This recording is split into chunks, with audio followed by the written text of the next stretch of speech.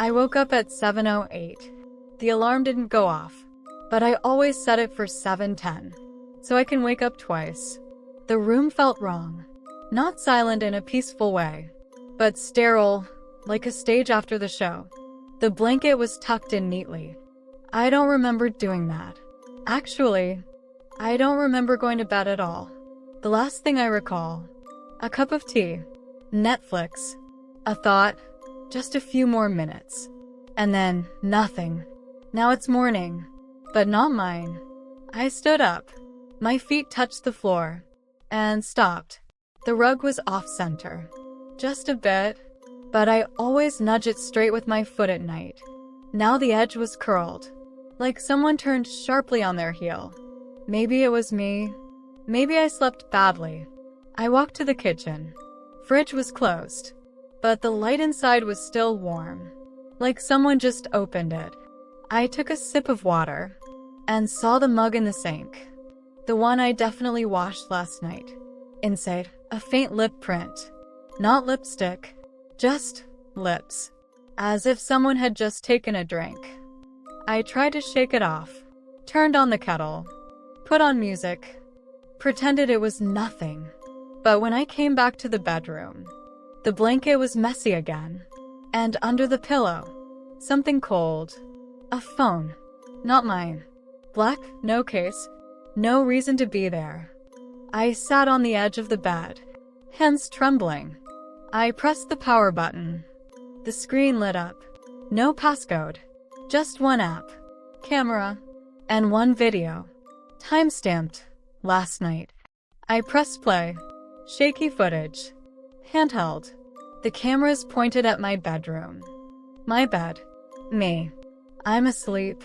Someone is standing at the foot of the bed. Recording. Quite unmoving. Just watching me breathe. Then the camera slowly leans in. Closer to my face. My eyes closed. Mouth slightly open. And then a whisper. So soft. It crawled into my bones. You're so warm when you sleep. I dropped the phone, stumbled to the bathroom, and threw up. Because I live alone, and I know for a fact, there was no phone under my pillow last night. I left the phone on the floor. I didn't want to touch it again. It felt alive somehow, like it was waiting to be picked up. My first instinct was to throw it out. Trash bin, parking lot, anywhere but here. But I didn't. Because the question haunted me. Why leave the video? Why put the phone under my pillow? Like a gift or a trap? What kind of person films a stranger sleeping and then makes sure she sees it? I put on gloves. Rubber, clinical, disgusting. But they made it feel safer. I unlocked the phone again. Still no passcode. Only 2 videos now. The one I'd already seen. And a new one. Different timestamp. Same horror. The video starts. My room again. But this time the camera is low, like it's resting on the floor, just inside the bedroom door. I'm sleeping again, tossing slightly, and then my eyes open. I stare straight at the camera, but I don't react. I just close my eyes and go back to sleep. Breathing fills the room, but it's not mine. Someone is behind the camera, standing still, breathing slow and deep, like they're enjoying it. Then the video ends. Just like that. That phone had no apps, no contacts, no messages, nothing but those videos. It wasn't a phone anymore. It was a message. I checked every door, every window. All were locked. No signs of entry. No scratches. No damage. Which means only 2 things are possible. Either I put that phone there myself, or someone got in while I was sleeping. I called the police. I couldn't even speak clearly at first. Words stuck in my throat like pins. I told them I found a strange phone with a video of me sleeping. They said they'd send someone just to check. They asked if I was alone. They asked if I felt safe. But how do you answer that when the answer is no? The officers came. 2 young women, polite come. They walked through my apartment, checked the locks, nodded at everything like it made sense. One of them smiled gently and said, "Maybe someone's pulling a prank on you." And the other added, "Or maybe you filmed it yourself and just forgot." They left. I stayed. I sealed the phone in a freezer bag, then put it in the freezer. I don't know why. Maybe to kill the battery, or maybe to trap the thing inside. But later that night, lying in bed, I remembered something. In the second video, I opened my eyes, looked straight at the camera, and did nothing. Why didn't I scream? The next morning, something felt off again. I woke up too still. My arms were at my sides. My back was flat, like I hadn't moved all night, like I had been arranged. The light in the room looked normal, but the air smelled wrong. It didn't smell like me, or like my sheets. It smelled like someone had been here, and they had just left. I went to the bathroom. The mirror was fogged, but I hadn't taken a shower. The towel was damp, folded differently. I don't fold towels like that. I stood there for a long time, listening, like I was waiting for something to breathe behind me. Then I remembered the phone, the one in the freezer. I pulled it out, hands shaking. It turned on instantly, even though it should have been dead. And there it was, a third video, dated this morning. I pressed play. The footage begins in my bedroom. The camera is still, set on my nightstand this time. I'm asleep. Again. But something is different. There's a shadow in the corner. Barely visible. Just a dark figure near the closet. Not moving, but there. And then the voice. "Don't wake her yet." A whisper. So close to the mic. It feels like it crawls into your ear. "Let her forget again." And the screen cuts to black. I dropped the phone. I didn't scream. There was no one to scream to. But inside, I felt it. Not panic. Not fear. Recognition. Like I had heard that voice before. I called my best friend, Liza. We hadn't spoken in months. Didn't matter. I needed someone real. Someone outside this house. I told her everything. The phone, the videos. How I felt like I wasn't alone in my own body. She was silent for a long time. Then said, "You already told me this." My blood went cold. "What do you mean?" She sighed. "A week ago, you called me in the middle of the night. Said there was a phone. Said there were videos of you sleeping. I thought it was a dream. You begged me to remind you if it ever happened again. And I asked what I should say. You told me to say this." She paused, then said, "Look under the mattress." I froze. My hand was already on the edge of the bed, under the mattress. That's what I told her to say. I didn't even know why, but I lifted the mattress anyway. Slowly, like something was going to reach out from underneath. And there it was. A note, folded in half.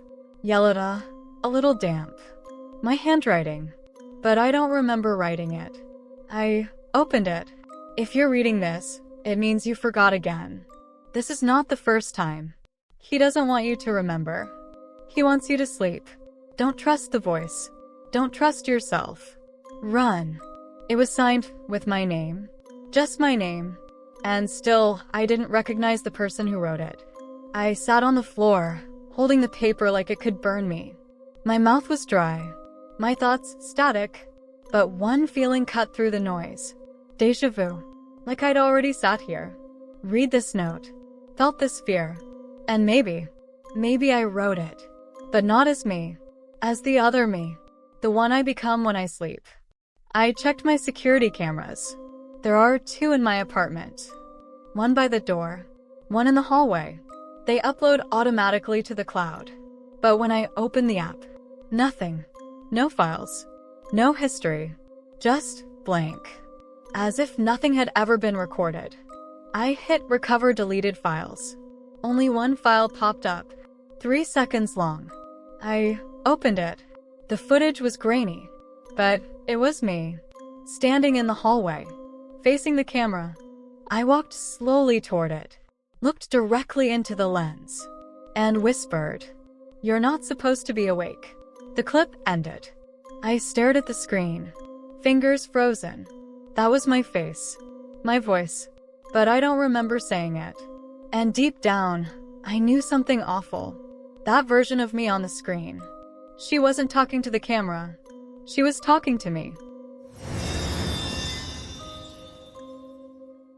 The phone turned on by itself. I hadn't touched it in hours. The screen lit up. 3% battery. And one notification. Play. Final recording. I didn't want to, but I had to. The file opened without delay. My bedroom, again. But the angle was different. This time the camera was mounted high, almost in the corner of the ceiling. I don't have anything up there. No shelf, no camera mount. Just the camera. I'm sleeping. Face turned slightly toward the wall. Still peaceful. And then, I smile. Slowly. Wide. Too wide. Like the smile was being pulled across my face from the outside. Not me. Something using my face. And then my eyes open. I don't blink. I just stare. Straight at the camera. And I whisper. He's close now. He likes when you forget. You'll sleep soon. The screen goes black. Battery. 2%. I dropped the phone. It hit the floor, cracked. But I still heard it vibrating. One final time. Recording saved. Recording what? I hadn't touched it. I ran to the bathroom. Turned on all the lights. Splashed water on my face. And that's when I saw it. Written in the fog on the mirror. 3 words. Stay asleep. Please. I backed away. Heart pounding. Feet unsteady. My own reflection looked wrong. Not distorted. Just delayed. Like it was waiting to move without me. I started writing notes to myself. On my phone, in notebooks, on the mirror with lipstick. Just to remember who I was, what day it was, what had happened. Because every morning, there was a gap. And sometimes, the notes were gone. Or worse, rewritten. One day I woke up to find a message I didn't write. It said, "You asked to forget. It's safer this way." Signed, me. But it wasn't my handwriting. And I would never say that, would I? That night, I stayed awake, determined to not fall asleep. I set alarms, kept the lights on, played music, did everything I could to stay present. But sometime after 3 a.m., I must have drifted off, because when I opened my eyes, it was morning, and my alarm had never gone off. There was a video on my laptop, saved under a folder named Don't. The timestamp was from 4:09 a.m. I opened it and froze. The footage showed me, sitting on my bed, eyes wide open, back straight, just staring forward, not blinking, breathing slow, like someone else was doing it for me. Then I turned to the laptop camera and whispered, "You're doing so well. Don't ruin it this time." Then I smiled, a small, loving smile, and the screen cut to black. I slammed the laptop shut, but I didn't scream. I didn't cry, because in that moment, I felt something more terrifying than fear. Familiarity. Like this had happened before, more than once. Like I was watching routine. I didn't sleep that night. I couldn't. I sat in the corner of my room, wrapped in a blanket, phone in one hand, flashlight in the other. I kept whispering to myself, "Stay awake, stay awake." Every hour I wrote down the time, just to prove to myself I was still here. At 3:11 a.m., the phone buzzed, even though it was dead hours ago. One new notification. Final recording. Ready to view. I didn't press anything. The video opened on its own. This time, there was no bedroom, no camera, only a black screen, and a whisper. "One of you has to go." Then silence. Then, my own voice. "I'm not leaving this time." And then, footage appeared. It was me, standing in front of a mirror, wearing clothes I didn't recognize. Eyes empty. And then I raised my hand, touched the glass, and said, I like it better when you sleep. I turned off the phone. It wouldn't turn back on. No lights. No buzz. Nothing. But I knew. It was still listening. Now it's morning again. I'm not sure if I ever slept. I'm not even sure if I'm the same version of me who started this. But I'm still here, talking to you, trying to remember, trying to leave this behind for whoever comes next. Because if it happens again, if you find the phone, don't play the videos. Don't trust your memory. And whatever you do, don't fall asleep.